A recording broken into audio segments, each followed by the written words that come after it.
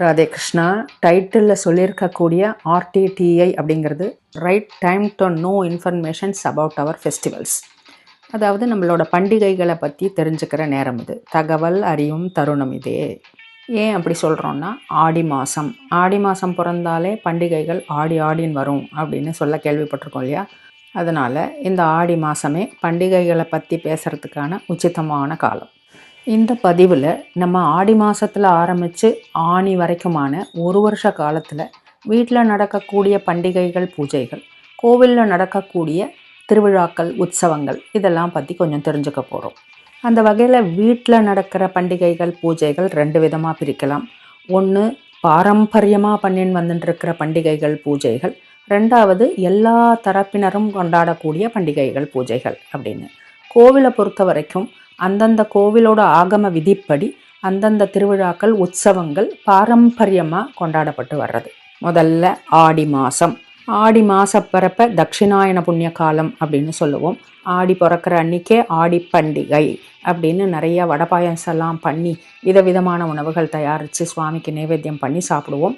மேலே ஆற்றுல ஏதாவது பொன் குழந்தைகளுக்கு கல்யாணம் ஆகியிருந்தால் பொண்ணு மாப்பிள்ளையை வரவழைச்சு அவர்களுக்கு விருந்தளித்து வெள்ளி டம்ளரில் தேங்காய் பாலை நிறச்சி அந்த மாப்பிள்ளைக்கு கொடுக்கறது அப்படிங்கிற வழக்கம் இன்றளவும் நிறையா ஃபேமிலியில் நடந்துட்டுருக்கு. தலைவசைக்கு அழைக்கிறது, ஆடிக்கு அழைக்கிறது அப்படின்னு அதை சொல்லுவோம். அடுத்தது ஆடியில் வர வெள்ளிக்கிழமைகள் எல்லாமே ரொம்ப விசேஷம். முதல் வெள்ளிக்கிழமை அடுத்தடுத்து வரக்கூடிய பண்டிகைகள்லாம் விக்னமில்லாமல் நடக்கணும் அப்படிங்கிறதுக்காக விநாயக பெருமானுக்கு கொழக்கட்டை நைவேத்தியம் பண்ணுற பழக்கம் இருக்குது.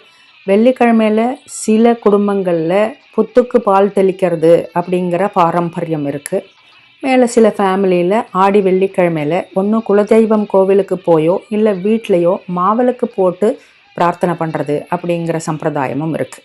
அடுத்தது ஆடி 18ஆம் தேதியை ஆடிப்பெருக்குன்னு சொல்லுவோம். நதிகளுக்கு நன்றி தெரிவிக்கிற விதமாக சித்திரான்னங்கள் நைவேத்தியம் பண்ணுற வழக்கம் இருக்குது. இது குறித்து காவேரி அஷ்டகம் அப்படிங்கிற அந்த வீடியோவில் நம்ம விவரமாக சொல்லியிருக்கோம். அடுத்தது ஆடி அமாவாசை. இந்த தினத்தில் எல்லா தரப்பு மக்களும் முன்னோர்களுக்கு தர்ப்பணம் பண்ணுவார்கள் அல்லது திதி கொடுக்கறதுன்னு சொல்லுவோம். அடுத்தது ஆடி கிருத்திகை அப்படிங்கிறது முருகன் கோவிலில் உற்சாகமாக கொண்டாடக்கூடிய ஒரு விழா. அந்த ஆடி கிருத்திகை அன்னைக்கு வீட்டில் விரதம் இருப்பவர்களும் உண்டு. திருவாடிப்பூரத்தில் கோவிலில் நடக்கக்கூடிய கொண்டாட்டங்களை பற்றி நம்ம திருவாடிப்பூரம் அப்படிங்கிற வீடியோவில் விவரமாக சொல்லியிருக்கோம். மேலும் ஆடி மாதத்தில் அம்மன் கோவில்கள்லாம் விழாக்கோலம் போன்றிருக்கும். கூழ் ஊத்துறது போன்ற பலவித நிகழ்ச்சிகள் நடக்கும். அடுத்தது ஆவணி மாதம். சூரியன் சிம்ம ராசியில் சஞ்சரிக்கக்கூடிய சமயம். பௌர்ணமிக்கு முன்னாடி வரக்கூடிய வெள்ளிக்கிழமை வரலட்சுமி விரதம் அப்படின்னு சுமங்கலி பெண்கள் தங்களுடைய கணவனுடைய ஆயுர் ஆரோக்கியத்துக்காக பண்ணக்கூடிய பூஜை. சில வருஷங்களில் இந்த பூஜை ஆடி மாதத்துலேயும் வரும். இது பாரம்பரியமாக கொண்டாடப்படுற பூஜை வகையில் வரும். அடுத்தது ஆவணி மாதத்தில் ஸ்ரீகிருஷ்ணனோட பிறந்த நாளான தேய்பிறை அஷ்டமியில் எல்லா தரப்பு மக்களாலும் கொண்டாடப்படக்கூடிய பூஜை. கிருஷ்ண ஜெயந்தி, ஜன்மாஷ்டமி, கோகுலாஷ்டமின்னு விதவிதமாக பேர் வச்சு கொண்டாடுவார்கள். சில பேர் ரோஹிணி நட்சத்திரத்தன்னைக்கு கொண்டாடுறதும் சில பேர் அஷ்டமி திதியில் கொண்டாடுறதும் உண்டு. அடுத்தது ஆவணி மாதத்தில் வளர்பிறையில் வர சதுர்த்தியில் விநாயகர் சதுர்த்தி அனைத்து தரப்பு மக்களும் கொண்டாடக்கூடிய உன்னதமான பூஜை. ஆவணி மாதத்தில் அவிட்ட நட்சத்திரத்தில் யஜுர்வேதக்காரர்கள் ஆவணியாவட்டம் அப்படிங்கிற உபாகரமா பூனல் போட்டுக்கிற பண்டிகை பண்ணுவார்கள். அடுத்த நாள் காயத்ரி ஜபம் எல்லா வேதக்காரர்களுக்கும் ஒரே நாளில் வந்துடும். ஆவணி மாதம் திருவோண நட்சத்திரம் ரிக்வேதக்காரர்களும், ஆவணி மாதம் ஹஸ்த நட்சத்திரம் சாமவேதக்காரர்களும் உபாகர்மாங்கிற பூனல் போட்டுக்கிற தினமாக அனுஷ்டிப்பார்கள். ஆவணி மாதத்தில் கோவில்கள் எடுத்துட்டோன்னா மூல நட்சத்திரத்தை அன்னைக்கு புட்டுக்கு மண் சுமந்தது அப்படின்னு சிவன் கோவிலில், எஸ்பெஷலி மதுரை மீனாட்சி அம்மன் கோவிலில் உற்சாகமான திருவிழா நடக்கும். அதே போல் பெருமாள் கோவிலில் ஆவணி மாதத்தில் சுக்லபக்ஷ ஏகாதசியில் பவித்ரோத்சவம் அப்படின்னு கொண்டாடுவார்கள். அடுத்தது புரட்டாசி மாதம். உத்தமமான மாதம். அசைவம் சாப்பிட்றவர்கள் கூட அந்த ஒரு மாதத்துக்கு அது சாப்பிடாமல் விரதம் இருந்து பெருமாளை ஆராதனை பண்ணக்கூடிய மாதம். மேலே புரட்டாசி மாதத்தில் வரக்கூடிய எல்லா சனிக்கிழமைகளிலும் விரதம் இருந்து பெருமாளை வழிபடுறவர்கள் எக்கச்சக்கமான பேர் இருக்கார்கள். அதே புரட்டாசி மாதத்தில் பௌர்ணமியில் ஆரம்பித்து அமாவாசை வரைக்கும் மாகாளய பட்சம்னு சொல்லுவோம். அந்த மாகாளய பட்சத்தில் நம்மளுடைய முன்னோர்கள் இறங்கி வந்து நம்ம கொடுக்குற தர்ப்பணத்தை ஏற்றுண்டு நம்மளை அனுகிரகம் பண்ணுறதா ஐதீகம். எல்லா தரப்பு மக்களும் இந்த மாகாளய பட்சத்தில் தன்னுடைய முன்னோர்களுக்கு திதி கொடுக்கறது உண்டு. முன்னோர்களுக்கு மட்டுமல்லாமல் தெரிஞ்சவா தெரியாதவா, அறிஞ்சவா அறியாதவா எல்லாருக்கும் திதி கொடுக்குற பழக்கமும் இருக்குது. மகாலயம் பட்சம் முடிகிற அமாவாசை அன்னைக்கு நவராத்திரி ஆரம்பம். துர்கா, லக்ஷ்மி, சரஸ்வதி அப்படின்னு சொல்லக்கூடிய 3 பெண் தெய்வங்களுக்கும் ஒரு தேவிக்கும் 3 நாட்கள் வீதம் 9 நாட்கள் கொண்டாடப்படுறது நவராத்திரி பண்டிகை. இந்த நவராத்திரியில் கொலு வைக்கிறது அப்படிங்கிறது பாரம்பரிய வழக்கமாக இருக்கலாம். ஆனால் 9வது நாள் வரக்கூடிய சரஸ்வதி பூஜைங்கிறது அனைத்து தரப்பினராலும் கொண்டாடப்படக்கூடிய பூஜை. சரஸ்வதி பூஜைக்கு அடுத்த நாள் விஜயதசமின்னு சொல்லுவோம். ஒரு காரியத்தை ஆரம்பிக்கிறது, குழந்தைங்களை ஸ்கூலில் சேர்க்கறது, தொழில் தொடங்கிறது, ஒரு கலையை கற்றுக்கிறதுன்னு எந்த விஷயமா இருந்தாலும் விஜயதசமி நாள் வெற்றியை கொடுக்கும் அப்படிங்கிறது ஐதீகம். அடுத்தது ஐப்பசி மாதத்தில் வரக்கூடிய அமாவாசை தீபாவளி பண்டிகை. அனைத்து தரப்பினரும் உற்சாகமாக கொண்டாடக்கூடிய பண்டிகை. விதவிதமான இனிப்பு காரங்கள்லாம் வீட்டில் பண்ணுறதும், கடையில் வாங்கிறதும், அப்புறம் புது துணி வாங்கிறதும், அப்புறம் நிறையா வெடி வாங்கி குழந்தைகள்லாம் உற்சாகமாக வெடிக்கிறதும். இந்த தீபாவளிங்கிறதே உச்சக்கட்ட மகிழ்ச்சியாக எல்லாரும் கொண்டாடக்கூடியது. ஐப்பசி மாதத்தில் வர பௌர்ணமியை சிவன் கோவிலில் அன்னாபிஷேகம் அப்படின்னு கொண்டாடுவார்கள். சிவனுக்கு நன்றி தெரிவிக்கிற விதமாக சிவலிங்கத்துக்கு அன்னத்தாலேயே அபிஷேகம் நடக்கும். அடுத்தது கார்த்திகை மாதம். கார்த்திகை மாதத்தில் வர பௌர்ணமி தினத்தில் இருள் நீக்கி ஒளியை தரக்கூடிய தீபங்களை வீடு முழுக்க வரிசையாக ஏற்றி வச்சு அவல் பொறி, நெல் பொறி உருண்டைகளை நைவேத்தியம் பண்ணி எல்லா தரப்பினரும் சந்தோஷமாக கொண்டாடக்கூடிய பண்டிகை கார்த்திகை தீப திருநாள்.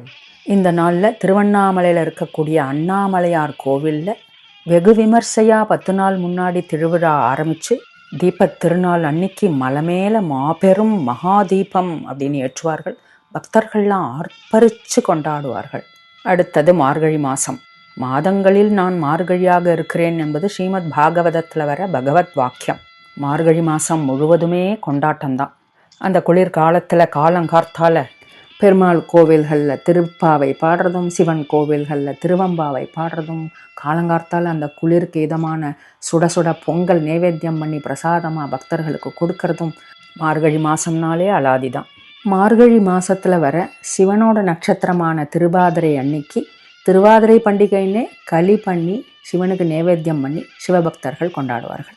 அதே திருவாதிரை நாளில் சிவன் கோவிலில் நடராஜருக்கு பிரத்யேகமான அபிஷேகம்லாம் நடக்கும். அதே போல் மார்கழி மாதத்தில் வைகுண்ட ஏகாதசி அன்னைக்கு நடக்கிற சொர்க்கவாசல் திறப்பை பார்க்கறதுக்காக பல்லாயிரக்கணக்கான பக்தர்கள் அத்தனை குளூரையும் பொருட்படுத்தாமல் முன்னாடியே வந்து காத்துன்றிருந்து தரிசனம் பண்ணி ஆனந்தப்படுவார்கள்.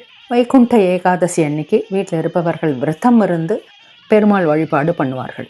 மார்கழி மாதத்தில் வரக்கூடிய அமாவாசையை ஹனுமத் ஜெயந்தி அப்படின்னு ராமர் பக்தர்கள், ஹனுமான் பக்தர்கள் எல்லாரும் கொண்டாடுவார்கள். ஹனுமானுக்கு வெண்ணெய் காப்பு சாத்துறது, வெத்தலை மாலை போடுறது, வடமாலை போடுறதுன்னு ஹனுமானுடைய பக்தர்கள்லாம் ஹனுமத் ஜெயந்தியை கொண்டாடுவார்கள். அடுத்து மார்கழி மாதத்தில் வர கடைசி நாள் தான் போகி பண்டிகை. போகி பண்டிகைனா பழையன கழிதலும் புதியன புகுதலும் அப்படின்னு சொல்லுவோம். பொருட்களுக்கு மட்டும் இல்லாமல் நம்ம மனசில் இருக்கக்கூடிய வேண்டாத விஷயங்கள் எல்லாம் தூக்கி போட்டுட்டு புதிய சிந்தனைகள், சத் விஷயங்கள் எல்லாம் உள்ளே புகுத்துறது போகி பண்டிகை. அடுத்தது தை மாதம். தை மாதம் பிறக்கிறத உத்தராயண புண்ணிய காலம் அப்படின்னு சொல்வார்கள். தை பிறந்தா வழி பிறக்கும் அப்படிங்கிற சொல்லாடல் நம்மிடையே இருக்குது. தை முதல் நாள் பொங்கல் பண்டிகை அப்படின்னு எல்லா தரப்பு மக்களாலும் விமர்சையாக கொண்டாடப்படுறது. சூரிய பகவானுக்கு நன்றி தெரிவிக்கிற விதமாக இந்த பூஜை கொண்டாடப்படுறது. விவசாயிகள்லாம் மிகுந்த உற்சாகத்தோட இந்த பொங்கல் விழா கொண்டாடுவார்கள். அடுத்த நாள் மாட்டுப்பொங்கல் அப்படின்னு விவசாயிகள் தன்கிட்ட இருக்கிற மாடுகள் எல்லாம் குளிப்பாட்டி விதவிதமாக அலங்காரம் பண்ணி வண்டிகளில் பூட்டி குழந்தைகள் எல்லாம் அந்த வண்டிகளில் ஏற்றிண்டு உற்சாகமாக கோலாகலமாக கொண்டாடுவார்கள். அந்த நாள்லேயே கனு பண்டிகை அப்படின்னு வீட்டில் இருக்கிற பெண்கள் தங்களுடைய சகோதரர்கள் க்ஷேமமாக இருக்கணும் அப்படிங்கிறதுக்காக சூரிய பகவானை பிரார்த்தனை பண்ணுவார்கள். ஆடி வெள்ளியை போலவே தை மாசத்தில் வரக்கூடிய வெள்ளிக்கிழமைகளையும் மாவிளக்கு போடுறது, கொழக்கட்டை பண்ணுறது, விளக்கு பூஜை பண்ணி சுமங்கலிகளுக்கு வெத்தலைப்பாக்கு கொடுக்கறதுன்னு இப்படி பலவிதமாக கொண்டாடுவார்கள். அடுத்து தை மாசத்தில் பூச நட்சத்திரத்தில் பௌர்ணமி அன்னைக்கு தைப்பூச திருவிழா. எல்லா முருகன் கோவில்களிலும் அறுபடை வீடுகளிலும் முருக பக்தர்கள் ஆர்ப்பரித்து பால் குடம் எடுக்கிறது, பன்னீர் குடம் எடுக்கிறது, காவடி எடுக்கிறதுன்னு தன்னுடைய பக்தியை விதவிதமாக காட்டுவார்கள். மற்றும் சில பக்தர்கள் 48 நாட்கள் விரதம் இருந்து தைப்பூசத்தில் முருகனை வழிபடுவார்கள். அடுத்தது மாசி மாதம். மாசி மாதத்தில் வர பௌர்ணமி மாசி மகம் அப்படின்னு கோவில்களில் தீர்த்தவாரி கொண்டாடுவார்கள். மாசி மாதத்தில் வர கிருஷ்ணபக்ஷ சதுர்தசி சிவராத்திரி அப்படின்னு கோலாகலமாக கொண்டாடப்படும். சிவன் இருக்கிற ஆலயங்கள்லாம் 10 நாள் முன்னாடியே சிவராத்திரி விழா நடக்கும். சிவராத்திரி தினத்தன்று 4 கால பூஜை விடிய விடிய விடிய நடக்கும். சிவராத்திரி அன்னைக்கு கிடைக்கக்கூடிய அந்த பிரத்யேகமான சக்தியை பெறுவதற்காக பக்தர்கள் விரதம் இருந்து கண் முழிச்சு காத்து கிடப்பார்கள். அடுத்தது மாசியும் பங்குனியும் கூடுற நாள். சாவித்திரி தேவி எப்படி சத்தியவானின் உயிரை யமன்டேந்து மீட்டுன்னு வந்தாலோ அப்படி வீட்டில் இருக்கக்கூடிய சுமங்கலி பெண்கள் தன்னுடைய கணவரின் தீர்காயுசுக்காக விரதம் இருந்து பச்சரிசி மாவில் காராமணி சேர்த்து ஒரு அடை பண்ணி நெய்வேத்தியம் பண்ணி மஞ்சள் கயிறு கட்டிண்டு கணவனுக்கு நமஸ்காரம் பண்ணி சாவித்திரி நோன்பு அப்படின்னு சொல்லக்கூடிய காரடியாம் நோன்பை அனுஷ்டிப்பார்கள். பங்குனி மாசத்துல வர உத்தர நட்சத்திரத்துல எல்லா ஆலயங்களையும் திருக்கல்யாணம் நடக்கும். சிவன் பார்வதி கல்யாணம், முருகன் தேவயானி கல்யாணம், ராமர் சீதை கல்யாணம், ஆண்டாள் ரங்கமன்னார் கல்யாணம், இது எல்லாம் நிகழ்ந்தது பங்குனி மாசத்துல வந்த உத்தர நட்சத்திரத்துல தான். அதனால இந்த எல்லா ஆலயங்கள்லையும் பங்குனி உத்தர திருக்கல்யாண விழா மிகுந்த கோலாகலத்தோடு நடைபெறும். அடுத்தது பங்குனி சித்திர மாசங்கள்ல வரக்கூடிய சுக்லபக்ஷ நவமியை ஸ்ரீராம நவமி அப்படின்னு வீடுகளில் மிகுந்த உற்சாகத்தோடு கொண்டாடுவார்கள். பானகம், நீர்மோர், வடை பாயசம்னு விதவிதமாக சமைச்சு ராமருக்கு நைவேத்தியம் பண்ணி பிரசாதத்தை சாப்பிட்டு மகிழ்வார்கள்.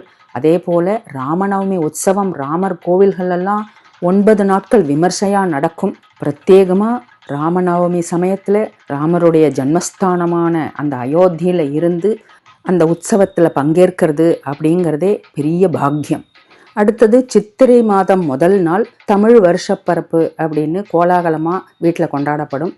பஞ்சாங்கம் வாங்கி அதுக்கு சந்தனம் குங்குமம் இட்டு பூஜை பண்ணுறது, பானகம் நீர்மோர் பண்ணுறது, விதவிதமான உணவுகளை சமைக்கிறது, கசப்பு புளிப்பு திதிப்புன்னு 3 சுவையுள்ள பச்சடி பண்ணுறது, இப்படி விதவிதமாக பண்ணி பகவானுக்கு நைவேத்தியம் பண்ணி பிரசாதமாக சாப்பிட்டு வீட்டில் தமிழ் வருஷப்பரப்பை கொண்டாடுவார்கள்.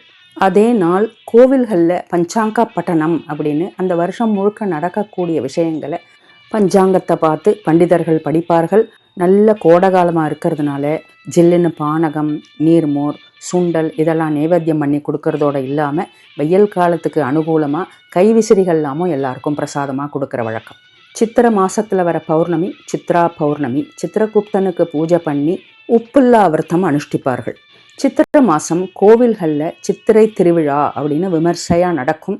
மதுரை மீனாட்சி அம்மன் கோவிலில் திருக்கல்யாண உற்சவம், வாகன புறப்பாடு, தேரோட்டம்னு ரொம்ப கோலாகலமான முறையில் கொண்டாடப்படும்.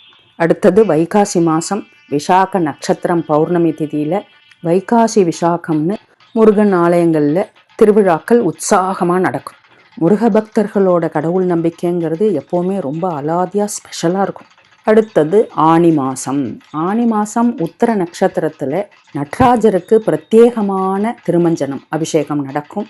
பக்தர்கள்லாம் திரளாக வந்து கலந்துண்டு அந்த நடராஜருடைய அபிஷேகத்தை கண்டு கழித்து அவருடைய அனுகிரகத்துக்கு பாத்திரமாவார்கள்.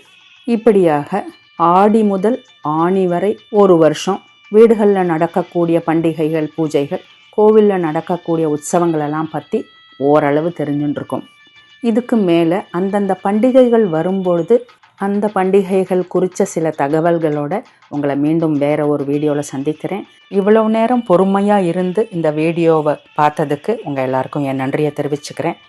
எப்போதும் போல் உங்களோட மேலான ஆதரவை எனக்கு நீங்கள் அளிச்சுட்டே இருக்கணும் அப்படின்னு உங்கள்கிட்ட பிரார்த்தனை பண்ணிக்கிறேன். ராதே கிருஷ்ணா.